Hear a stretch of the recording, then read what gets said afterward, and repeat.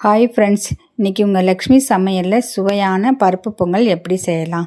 பருப்பு பொங்கல் செய்ய பச்சரிசி அரை உலக்கு, பாசிப்பருப்பு அரை உலக்கு, நெய் 3 ஸ்பூன் எடுத்துக்கணுங்க.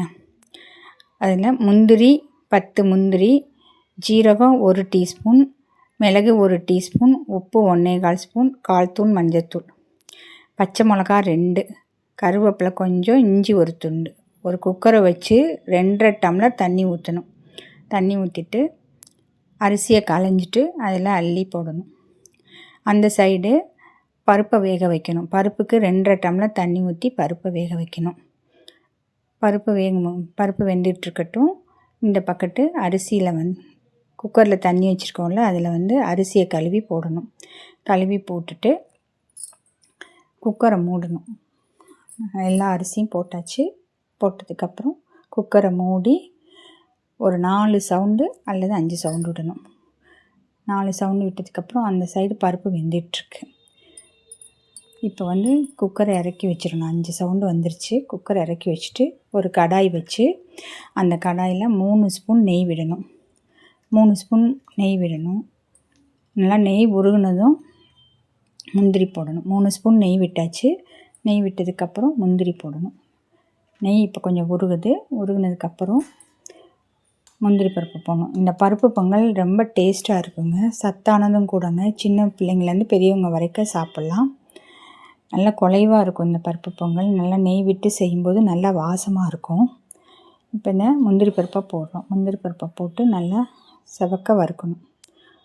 செவக்க வறுத்துட்டு இந்த பருப்பு பொங்கல் கல்யாணக்கார வீட்டிலலாம் வைப்பாங்கங்க. நல்லா டேஸ்ட்டாக இருக்கும். ஐயர் ஹோட்டல் இதுலெல்லாம் வைப்பாங்க. நல்லாயிருக்கும். நம்ம வீட்டில் சுவையாக செஞ்சு சாப்பிட்லாம். நல்லா சத்தானதும் கூட. இந்த முந்திரி பருப்பெல்லாம் எடுத்துட்டு அதே எண்ணெயில் தான் மறுபடியும் மிளகு நுணுக்கி வச்சுக்கணும். மிளகு ஜீரகத்தையும் இப்போ இந்த நெய்யிலேயே மிளகு ஜீரகம் 2ஐயும் போடணும். மிளகு ஜீரகம் பொரியும் போது நம்ம வச்சுருக்க பச்சை மிளகா, இஞ்சி போட்டுட்டோம்.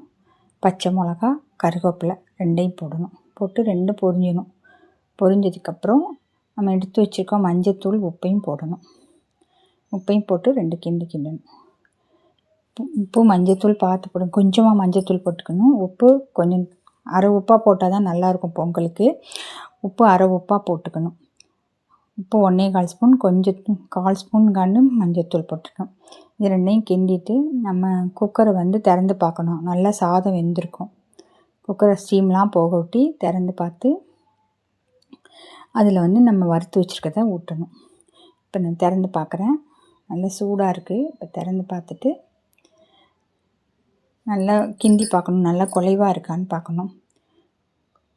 குலைவாக இருக்கான்னு பார்த்துட்டு அதுக்கப்புறம் நம்ம எடுத்து தாளித்து வச்சுருக்கத அதில் ஊற்றணும். மறுபடியும் அடுப்பில் குக்கரை வச்சு நல்லா வெந்துருச்சுல. இப்போ மறுபடியும் அடுப்பில் குக்கரை வச்சு அதில் நம்ம தாளித்து வச்சுருக்க மிளகு ஜீரகம் அதெல்லாம் போடணும். ஒரு கிண்டிட்டுட்டு மிளகு ஜீரகம் தாளித்தது எல்லாத்தையும் ஊற்றிட்டு அதையும் போட்டு ஒரு கிண்டணும். ஊற்றியாச்சு. எல்லாமே விழுகிற மாதிரி போட்டுட்டு இப்போ மறுபடியும் ஒரு கிண்டிட்டு முந்திரி பருப்பு போடணும். முந்திரி பருப்பை போட்டு கிண்டணும். முந்திரி பருப்பையும் போட்டுட்டு நம்ம வேக வச்சுருக்கோம்ல பருப்பு, அதை ஊற்றிடணும். வேக வச்சுருக்க பருப்பையும் ஊற்றிட்டு நல்லா சேர்ந்து கிண்டியாச்சு. இப்போ வேக வச்சுருக்க பருப்பையும் ஊற்றிட்டு அதையும் கிண்டிட்டு மூடி 2 விசில் விடணும். இந்த பருப்பு பொங்கல் ஃபஸ்ட்டு ஒருக்கா வேக வச்சிட்டோம். இப்போ ஒருக்கா வேக வைக்கும்போது நல்ல குலைவாயிரும். அப்படியே சாப்பிடும்போது மை போல் இருக்கும் பருப்பு பொங்கல். இது பொங்கல் மாதிரியே தெரியாது. நல்லா டேஸ்ட்டாக இருக்கும். இந்த பொங்கல் செஞ்சு பார்த்துட்டு எப்படி இருக்குதுன்னு சொல்லுங்கள். மறக்காமல் லைக் பண்ணுங்கள், ஷேர் பண்ணுங்கள், சப்ஸ்கிரைப் பண்ணுங்கள். லக்ஷ்மி சமையல் பிடிச்சிருந்தா ஓகே. அப்போ மறுபடியும் அடுப்பை சிம்மில் வைக்கணும். சிம்மில் வச்சு தான் மூடி வைக்கணும். மூடி வச்சு ஒரு விசில் அல்லது 2 விசில் விட்டால் போதும். ஏன்னா எல்லாமே சேர்ந்து வேகிறதுக்கானதான் விடுறோம். விட்டுட்டு இப்போ விசில் வருது. ஒரு விசில் வந்துடுச்சு. அடுத்து ஒரு விசில் வருது. டக்குன்னு வந்துடும் விசில். வந்தோடனே இறக்கி வச்சுட்டு ஸ்டீம் போகவுன்னா திறக்கணும். நல்லா உடனே குக்கர்லாம் திறக்கக்கூடாது. நல்லா ஸ்டீம் போக விட்டு திறக்கணும். திறந்து பார்த்திங்கன்னா நல்லா வெந்து மேலே எண்ணெய் நிற்கிது, நல்லா வெந்துருச்சு. இப்போ ஒரு கிண்டி விட்டுட்டு மறுபடியும் நம்ம வச்சுருக்க நெய்யை ஊற்றணும். ஊற்றிட்டு சூடாக சுவையாக சாப்பிட்லாம். இதுக்கு தேங்காய் சட்னி ரொம்ப நல்லாயிருக்குங்க. தேங்காய் சட்னி பொங்கலும் டேஸ்ட்டாக இருக்கும். இப்போ கிண்டியாச்சு. ஒரு சின்ன கிண்ணத்தில் மாற்றிட்டு சுவையாக சாப்பிட்டா நல்லாயிருக்கும். இந்த லக்ஷ்மி சமையல் பிடிச்சிருந்தா லைக் பண்ணுங்கள், ஷேர் பண்ணுங்கள், சப்ஸ்கிரைப் பண்ணுங்கள், மறக்காமல் கமெண்ட்ஸ் பண்ணுங்கள்.